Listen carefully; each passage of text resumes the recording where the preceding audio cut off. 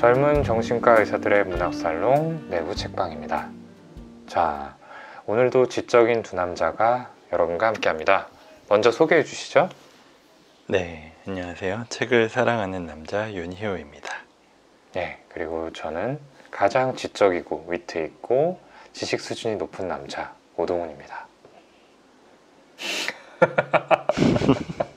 진짜 이건 아무래도 적응이 안 되네요. 네. 그래도 항상 뒤에 하는 보람은 있는 것 같아요. 윤희 선생님의 수식어 상태를 보고 그 다음에 제 호칭을 결정할 수 있어서 이거는 제가 메리트가 좀 있는 것 같습니다. 네. 자, 어쩌면 오늘 방송이 저희 내부 책방의 마지막일 가능성이 있을 것 같아요. 그죠? 그쵸. 네. 네, 그렇죠. 아마도 적어도 저희 두 사람 원년 멤버의 마지막 방송일 것 같다는 생각은 드는데요. 저희 앞방송 들으신 분이라면 아시겠지만 저희 내부자들이 마지막 방송을 앞두고 있습니다. 저희도 참 아쉽고 싱숭생숭한 마음이고요. 저희가 또 마지막에는 다 같이 멤버들이 모여서 오랜만에 녹음을 할 계획도 세우고 있죠. 그때는 방송을 마무리하는 소감을 들려드릴 수 있을 것 같고, 오늘은 책방 주인으로 이 마지막 방송을 맞이하는 마음에 대해서 간략하게 좀 듣고 시작하죠. 네. 진짜 이 마지막이라는 단어는 언제 얘기해도 참 여러 가지 생각이 들게 하는데, 그쵸. 이 책을 가지고 이야기를 하는 게 참 재미있었던 것 같아요. 그죠. 재밌었어요. 다양한 책을 읽었었던 다양한 책을 소개하기도 하고, 뭐 권유드리기도 하고, 아니면은 저도 새로 읽으면서 이런 게 있었구나 하는 걸 또 느낄 때도 있었고. 네, 알고 있던 책들이었지만 이 방송 준비하면서 한 번 더 자세하게 읽고 또 새롭게 많은 것들을 느끼기도 하고. 네, 그래요. 그런 것 때문에 좀 뭔가 시원하면서도 섭섭한 그런 느낌이 확 드네요. 그렇죠. 네, 저도 참 이 내부자들 채널 속의 코너로 저희가 내부 책방 시작하고 나름대로 꾸준히 해왔잖아요. 그래서 참 자부심이 있었는데 사실은 저희 내부자들 채널보다 이 내부 책방에 좀 더 애착이 큰 느낌도 있습니다. 그래서 사실 마지막이라고 하니까 많이 아쉬운 마음이 드는데요.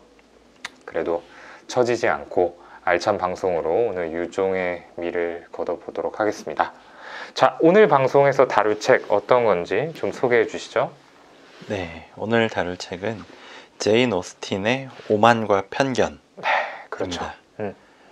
이 제목은 정말 많은 분들이 들어보셨을 거예요. 심지어 뭐 노래 제목으로까지도 사용되기도 하고 그런 제목이니까요. 네. 이 연애 소설의 거의 바이블 같은 책이죠. 맞아요. 작가인 제인 오스틴이 20대 초반에 쓴 작품이고, 이 두 남녀 주인공, 다하시라는 주인공과 엘리자베스라는 여자 주인공이 있는데, 그 둘을 중심으로 해서 그들 그리고 그 주변 인물에게 벌어지는 일들에 대해서 굉장히 세심한 묘사를 하고 있고, 맞아요. 지금도 사실 이것과 거의 비슷한 플롯인 것 같아요. 요즘에 나오는 연애 드라마도 그렇죠. 이 책의 전체적인 내용에서 들어가 있는 뭔가 갈등, 아니면 뭐 제목 그대로 오만함, 아니면 편견, 이런 것들이 다 들어가 있는 것 같아요. 그렇죠. 어떤 그 주인공들의 컨셉이라든지 이런 것도 그렇고. 그렇습니다. 네, 영국에서는 이 90년대 중반에 이 작품이 영화로도 많이 만들어지지만 드라마로 제작이 된 적이 있었어요. 그 드라마에서 제가 가장 좋아하는 배우인 콜린 퍼스, 지금도 굉장히 인기가 많죠. 이 콜린 퍼스가 다하시 역을 맡아서 굉장히 싱크로 높은 연기를 보여줍니다. 그래서 콜린 퍼스의 팬이라면 물론이고 원작의 팬분들도 만족시킬 만한 그런 퀄리티이기 때문에 관심 있는 분들은 한번 찾아보셔도 좋겠다라는 생각이 듭니다. 네.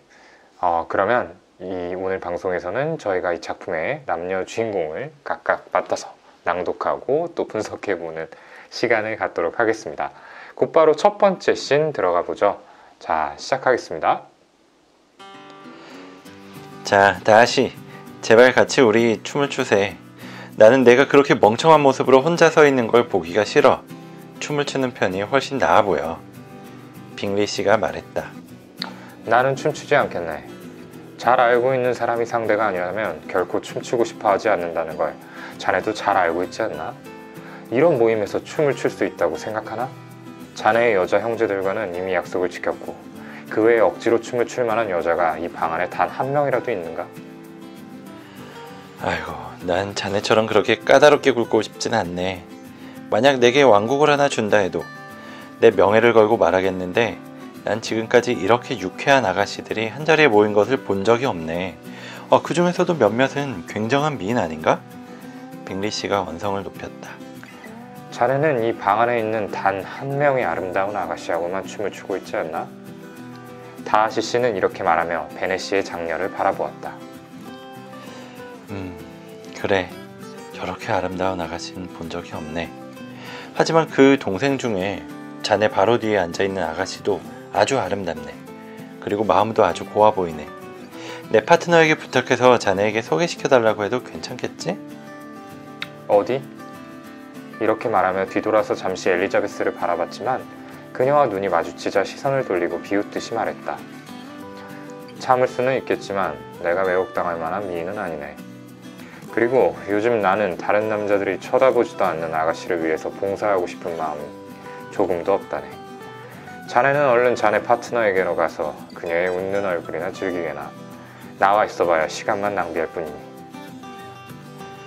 빅리 씨는 그의 충고에 따랐으며 다하시 씨도 그 자리를 떠났다. 엘리자베스만이 그 자리에 남게 되었지만 다하시 씨에겐 그다지 호감을 가질 수 없었다. 하지만 그녀는 아주 즐겁다는 듯이 친구들에게 그 이야기를 하며 돌아다녔다. 그녀는 조금이라도 재미있는 일이 생기면 아주 즐거워하는 쾌활하고 장난기 많은 성격을 가지고 있었기 때문이다. 네, 첫 번째 장면 낭독해봤습니다.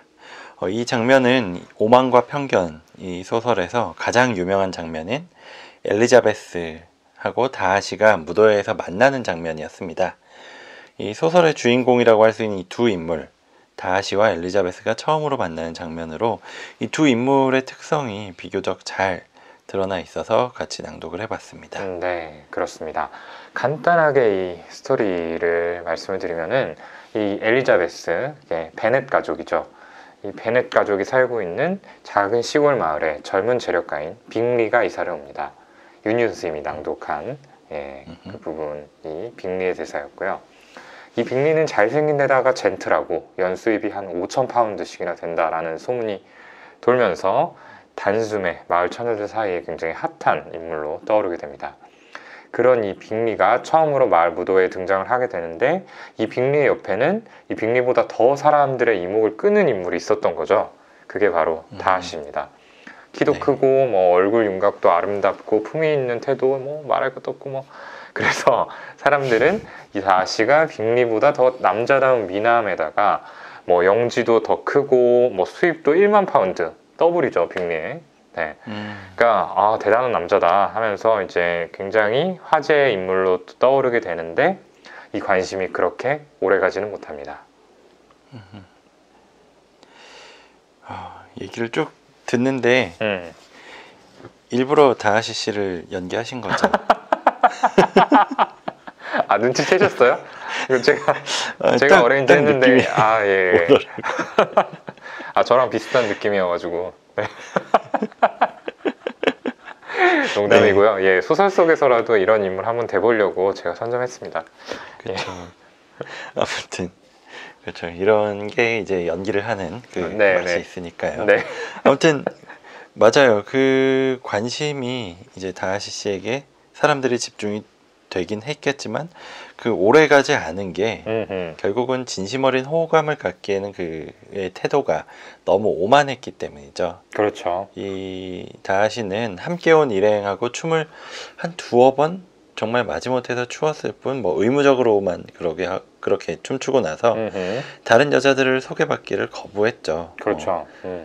뭐 꼭 이게 뭐 소개를 받고 뭐 사귄다 이런 의미가 아니라 그냥 같이 이 무도회에서는 이 사람이랑도 춤을 췄다가 맞아요. 또 파트너를 바꿔서 춤을 추고 이런 게 일종의 뭐 예의라고 할 수도 있고 뭐 그런 자리잖아요. 근데 다른 사람들하고 친해질 마음이 전혀 없다는 듯 굉장히 딱딱한 표정을 짓고 자신의 친구하고 몇 마디 이야기 나누고 뭐 이렇게 하는 게 전부였죠. 맞습니다. 그래서 그런 오만함이 가장 잘 드러나는 부분을 저희가 낭독을 했습니다. 네, 그렇습니다.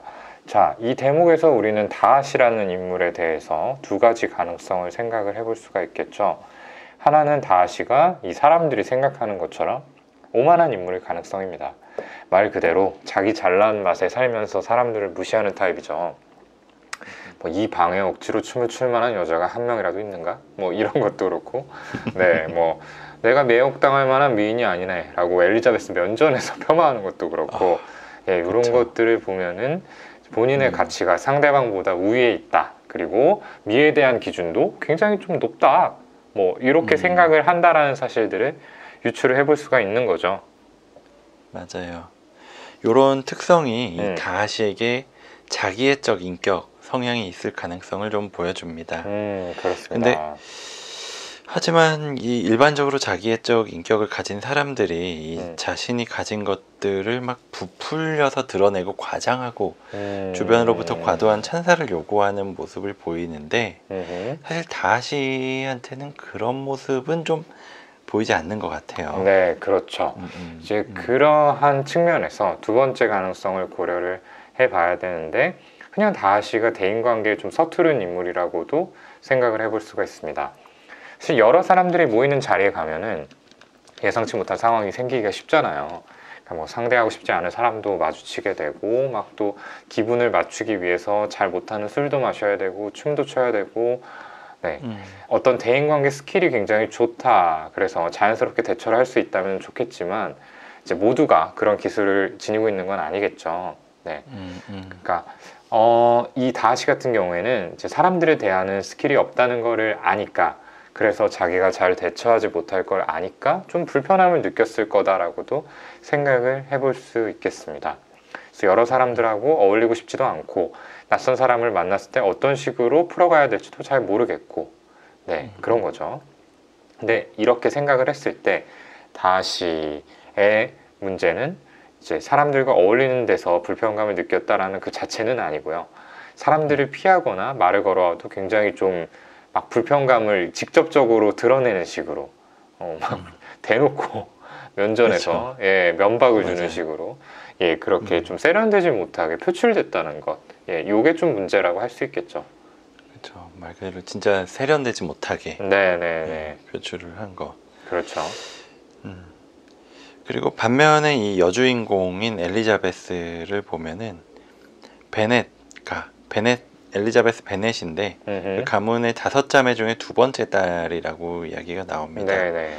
그래서 언니인 제인보다는 외모는 조금 못하지만 역시 예쁘고 똑똑하며 뭐 유머 감각도 있고 또 누구보다도 상냥하고 쾌활한 성격이어서 조금이라도 재밌는 일이 생기면 아주 즐거워하는 그런 캐릭터로 그려집니다. 그렇죠. 그리고 뭐 굉장히 똑똑하고 통찰력도 있다, 이렇게 소개가 되는데, 이렇게 설명을 들어보면은 뭐 굉장히 특징적인 어떤 티피컬한 캐릭터들이 떠오를 거고, 또 그런 캐릭터를 생각하면은 편견을 그렇게 가질까? 뭐 이렇게 생각을 하기가 쉬운데, 또 그렇지는 않은 게 이제 뒤에 가면은 드러납니다. 뭐 아무튼 방금 소개된 장면에서도 이 다하시가 한 말을 들으면은 면전에 대고 그런 말을 들으면 진짜 화가 날 거예요. 뭐 처음 만난 날에 첫 들은 말이 내가 매혹당할 만한 미인도 아니다, 다른 남자들이 쳐다보지도 않는 사람이다,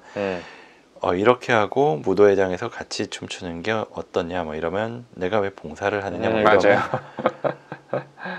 되게 그 모욕감이 심할 것 같아요. 근데 그거를 막 혼자 막 열받아하거나 막 숨기거나 막 이러지 않고 오히려 친구들한테 말하면서 돌아다니고 즐거워하고 일종의 유머로 승화를 하는 이런 모습이죠. 어떻게 보면은 성숙한 방어 기제를 사용하고 있다라고 볼 수도 있겠지만, 사실 저는 이런 모습을 보면서 약간 억지스럽진 않나? 굉장히 좀 억지로 마음을 담는 모습 아닌가? 뭐 그런 생각도 들었어요. 네, 그렇죠. 그래서 윤예 선생님이 이제 아까 잠깐 이야기했지만 이 오만과 편견에서 오만이 남주인공 다하시, 그리고 편견이 이 방금 설명해 주신 여주인공인 엘리자베스를 가리키는 거라고 알려져 있죠. 네, 이제 편견이 엘리자베스인데 설명만 들었을 때는 편견이 없을 것 같다라는 이야기였는데, 예, 어떻게 되는 건가요? 그렇죠. 앞에서 말한 대로 편견을 가지지 않을 것 같은 어떤 캐릭터의 전형이지만 사실은 또 그런 드라마를 쭉 보다 보면은 그런 주인공, 뭐 여주인공이든 남주인공이든 이런 캐릭터를 가진 사람들이 상대방의 모습을 오해하는 경우가 사실은 많죠. 네. 그래서 이 소설에서도 오만과 편견에서도 보면은 다하시에게 가지고 있는 점점 커가는 편견이 있어요. 그래서 어떻게 보면은 이 엘리자베스의 밝은 성격이나 눈앞에 좋은 면을 빨리 보고 넘어가려는 그런 성격, 뭐 본인한테 기분 나쁜 걸 덮어버리려고 하는 게 한편으로는 그녀가 좀 편견을 가지게 되는, 뭔가 딱 한 장면만 보고 그 사람을 판단을 하거나 이렇게 되는 성격이기도 한 것 같아요. 그래서 이렇게 내가 모욕당했다라고 느낀 상황에서 약간 지금 무슨 소리를 하는 거냐, 뭐 화를 내고 따지거나 이랬으면은 그랬으면 어떨까 하는 생각도 들고요. 이렇게 그냥 웃어 넘기면서 아, 저 사람 오만하다 라고 딱 단정 지어 버리고 그 얘기를 막 친구들한테 하고 다닌 거잖아요. 그러다 보니까 거기서부터 시작이 되다 보니까 처음에 뭔가 기분 나빴다 이렇게 말하고 교정을 하지 않으면서 점점 엘리자베스 머릿속에서는 이 다하시라는 사람은 오만하다. 그리고 그 사람이 하는 행동 하나하나가 다 아, 역시 또 오만하게 저런 행동을 했구나, 이렇게 굳어져 가는 거죠. 그렇죠. 네. 이후의 스토리에서 이제 그런 편견이 점점 굳어져가는 부분들이 나오는데요. 사실 다하시는 이후에 이제 엘리자베스에게 호감을 느끼게 돼요. 근데 엘리자베스는 이걸 전혀 눈치를 채지를 못하게 되죠. 그리고 이제 신 1에 잠깐 언급됐지만 이 다하시의 절친인 빅리, 그리고 엘리자베스의 언니인 제인이 서로 사랑에 빠졌다가 이제 다하시가 방해를 놓음으로써 사랑이 깨지게 되는 일이 있습니다. 그래서 안 그래도 다하시가 오만한 사람이다, 방금 윤희 선생님이 얘기한 것처럼 그렇게 생각하고 있던 엘리자베스는 다하시를 점점 더 안 좋게 보고 있게 되죠. 그러던 중에 이 위컴이라고 하는 군인이 마을에 나타나게 됩니다. 근데 이 위컴은 또 잘생기고 매너 좋고 뭐 유머 감각도 있고, 네, 훌륭해요. 그래서 여러 여인들이 위컴을 좋아하게 되는데 그 중에 엘리자베스와 또 연결이 되기 시작을 합니다. 그런데 이제 상황을 보니까 이 위컴과 다하시가 서로를 슬슬 피하는 눈치를 보이는 거죠.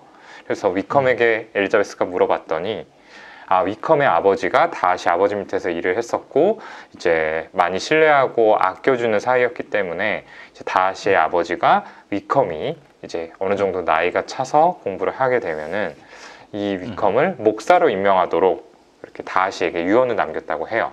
그런데 아버지가 돌아가시고 나서 다하시가 이 약속을 어기고 그냥 위컴을 내쫓았다고 합니다. 그래서 이 이야기를 들은 엘리자베스는 안 그래도 다하시가 참 나쁜 인간이다 이런 편견이 있는데 이제 더 싫어지게 되는 거죠. 그래서 다하시는 이제 호감에 자꾸만 또 근처를 맴돌면서 다가오려고 하는데 좀 이렇게 정중하게 계속해서 밀쳐내게 되는 그런 상황이 벌어지게 됩니다. 그리고 신 2는 이제 그 이후에 벌어지는 일이에요. 한번 낭독을 해보죠. 엘리자베스는 이 번듯한 마지막 말을 알아들은 척조차 하기 싫었지만 그 의미는 놓치지 않았고 화가 누그러질 리는 더욱 없었다. 그 일만이 아니에요. 그녀가 계속했다. 제가 당신을 싫어하는 이유는 또 있어요. 그 일이 있기 훨씬 전부터 당신에 대한 제 견해는 이미 정해져 있었어요. 몇 달 전에 위컴 씨 이야기를 듣고 당신이 어떤 사람인지 훤히 알게 됐어요. 그 문제에 대해선 무슨 말씀을 할 수 있으시죠? 있지도 않은 우정을 둘먹이며 변명하실 건가요? 아니면 어떤 거짓 설명을 가지고 사람들을 기만하실 건가요? 그 사람의 문제에 대해서 꽤 관심이 많으시군요.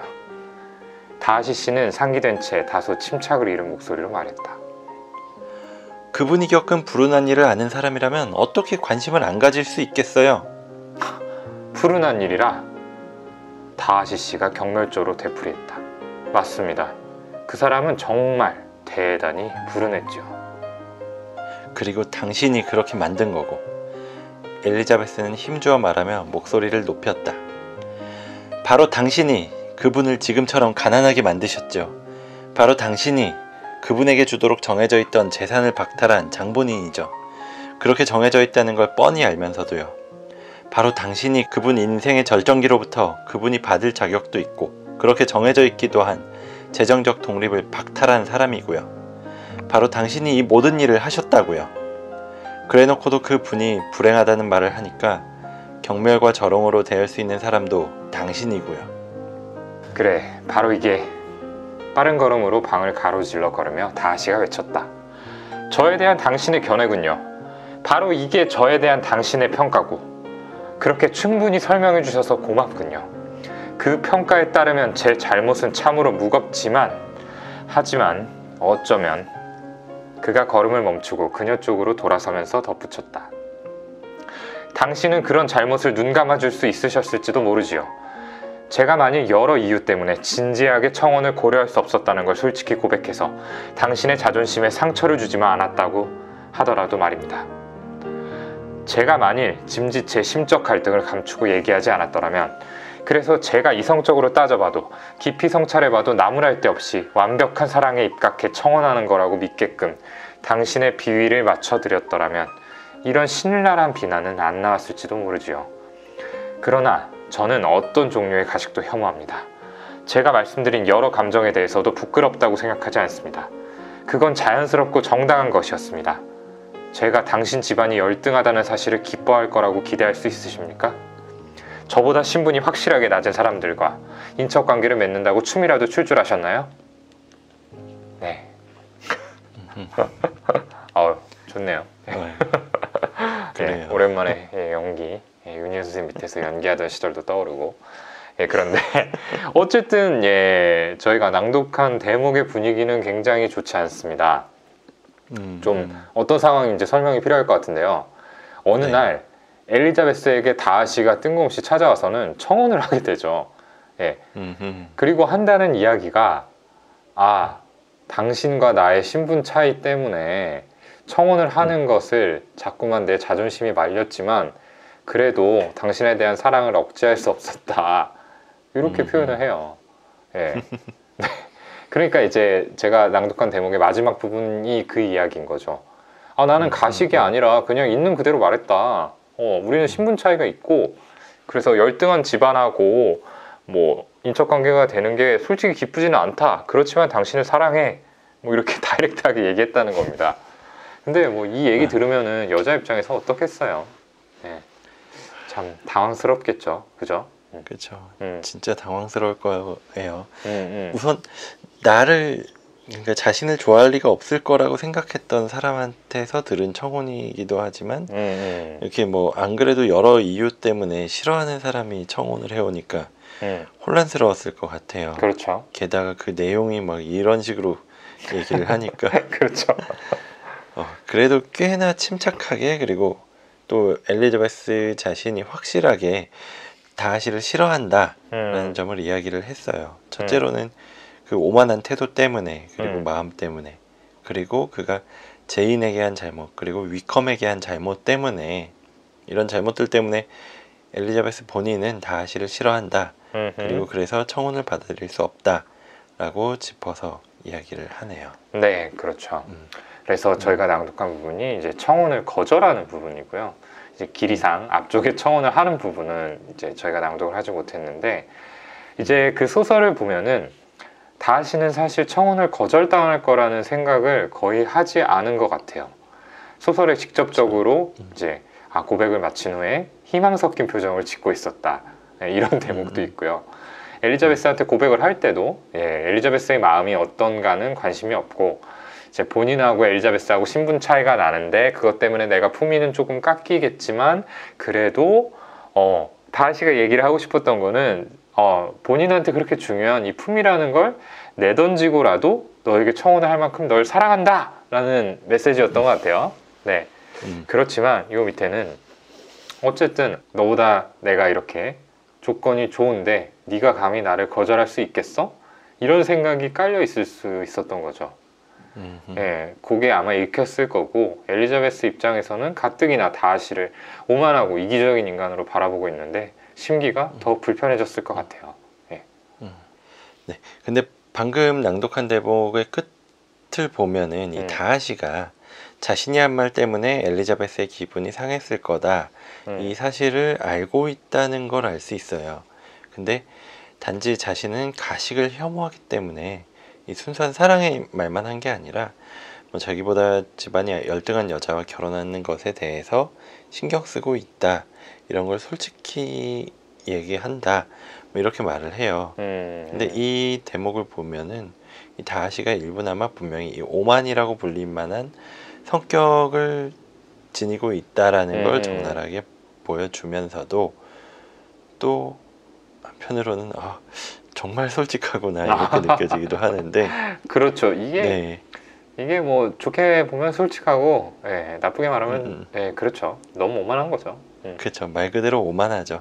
이 상대가 느낄 그런 부정적인 감정보다는 뭔가 막 진짜 뭐 저렇게 오만하냐 막 재수없다 뭐 이런 부정적인 감정보다는 자신이 생각하는 그 솔직함이라는 가치가 더 우선이 되어야 한다라는 것이니까요. 그래서 이런 내가 가지고 있는 어떤 가치나 목표 이런 걸 성취하는 과정에서 타인의 감정을 존중하지 않는 이런 사고방식은 자기애적 성격을 지닌 이들에게 흔하게 나타내는 모습이죠. 네, 그렇죠. 그러니까 결론적으로 어쨌든 다하시한테는 일부나마 이런 자기애적 특성이 있는 건 분명하다. 이렇게 볼 수 있을 것 같아요. 어쨌든 엘리자베스에게 거절을 당했을 때 이 다하시가 느꼈을 첫 번째 감정이 뭐였을까 생각을 해보면 당황스러움이었겠죠. 그리고 이어서 수치심과 분노를 느꼈을 겁니다.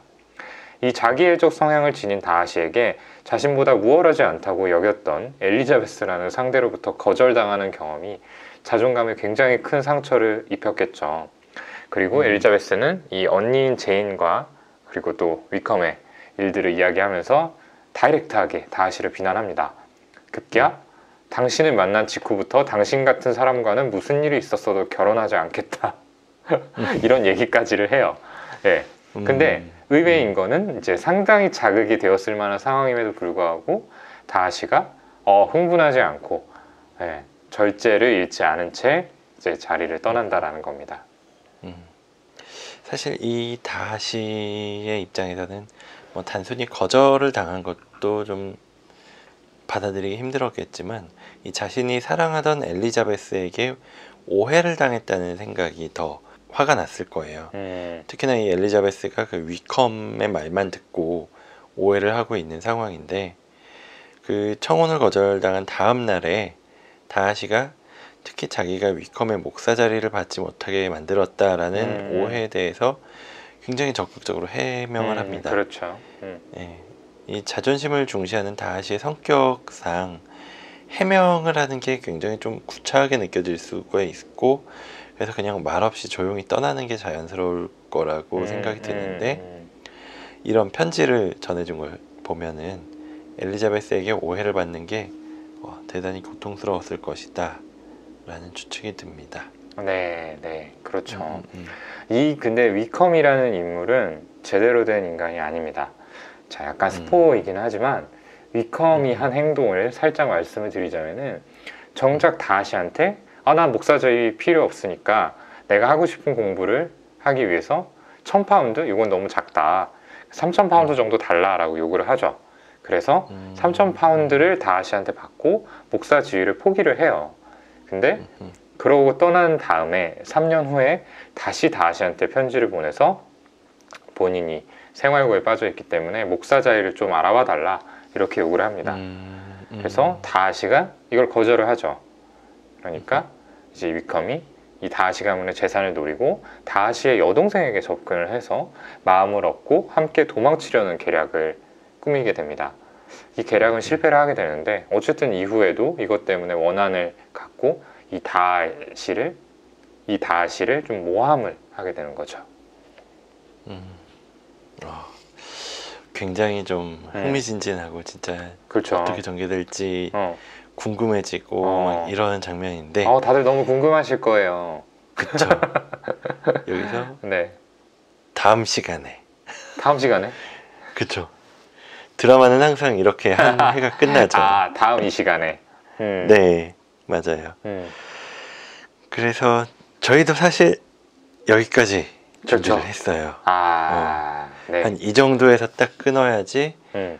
이 재미가 있는데 더 재밌다 보고 싶다 막 이런 생각이 들 것 같아서 물론 그 딱 화면이 멈추는 순간 왜 여기서 끝이야 하는 생각을 드라마를 볼 때마다 하는데 맞아요.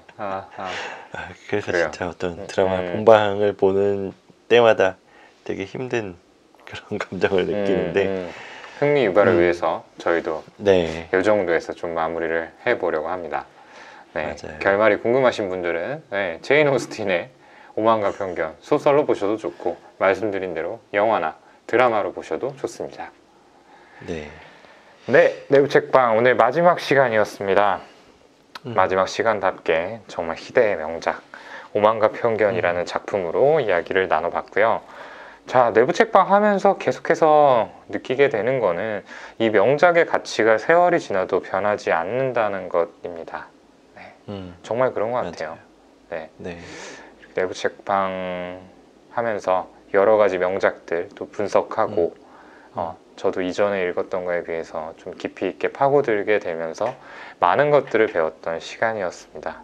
그리고 언젠간 또 책방으로 다시 여러분들께 인사를 드렸으면 하는 바람이 있습니다. 자, 윤 선생님도 마지막 인사 한번 하실까요? 네, 맞아요. 진짜 이 내부 책방을 하면서 가장 많이 들었었던 얘기 중에 하나가 물론 저희가 뭐 신간이나 이런 것들을 소개시켜 드린 적도 있지만 대부분은 굉장히 유명한 작품들, 그렇죠. 말 그대로 명작들을 가지고 이야기를 나눠봤잖아요. 근데 보면은 진짜 그런 책들을 읽어보면 좀 진부하게 들릴 수도 있겠지만 아직까지도 계속 사람들이 읽는 책이라면 뭐 100년 이상 된 책인데도 불구하고 그만큼 재미가 있고 또 같이 그 안에 담겨있는 내용도 깊이가 있기 때문에 지금까지 읽히는 거라는 생각을 이걸 준비하면서도 많이 느꼈었던 것 같아요. 그냥 한 번 읽고 이제 더 안 읽어도 된다 이런 책과는 달리 이런 책은 사실 뭐 한 몇 년이 지나고 나서 다시 한번 보고 싶고 이런 생각이 들거든요. 그렇죠. 네. 그래서 이런 작품들 이런 것들을 같이 또 읽어볼 수 있는 시간이 언젠가 다시 올 거라고 믿고요. 네. 내부 책방 일단 문을 닫지만 언제가 됐든 다시 만날 거라고 꼭 생각합니다. 네, 문은 닫지만 자물쇠로 잠궈두지는 않겠습니다. 네. 네, 내부 책방 마지막 방송 이걸로 마무리 짓도록 하겠습니다. 지금까지 정신과 의사들의 문학살롱 내부 책방이었고요. 그동안 많은 사랑 전해주신 청취자 여러분께 다시 한번 감사의 인사를 전합니다. 감사합니다. 감사합니다.